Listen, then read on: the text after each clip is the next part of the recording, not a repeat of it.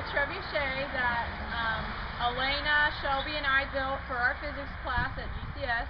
And we were assigned to build a trebuchet. It could be any type, and we looked up designs online and decided that the floating arm would be best because it's supposed to be more efficient. So this is the floating arm design for a trebuchet. And so we did this at school the other day, and this is how it works. Ready? Yep. That was a pretty good launch.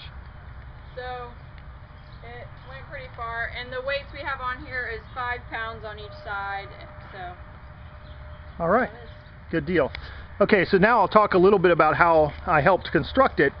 I looked online and found a few different trebuchets on YouTube and things like that, and so we just kind of winged it from there. I love the paint job the girls put on it, but the limit was 2 feet tall, so this is only 24 inches to the top of the activating rods. The arm could be longer, and the way that this is put together is just you have to have 2 complete slots all the way down to the ground for the weights to fall in. And then it took us a little bit of rigging to figure out what the right length of rod would be. So the weights slide down through the slots, and as they do, those wheels come out. You got to make sure that your trebuchet is at least long enough to allow the wheels come all the way out to the. They don't have to come out to the end, but just don't let them come off the end. And then as the weight falls, it takes that energy and flings the golf ball. So basically made 2 sides first that were just this shape of the complete square with the thing in the middle, and you can see that the rods stop. It's all just screwed together.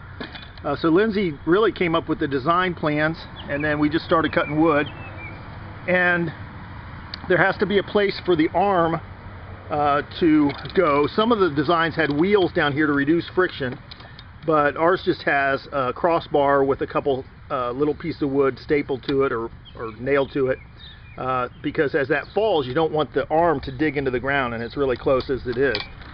So one of the hardest things was figuring out what the right kind of end would look like. So we just made a little cloth pocket to put a golf ball in, and you drop your golf ball right in there, and when it's loaded, I got to find out what Lindsay did with the trigger. That's over by the garage.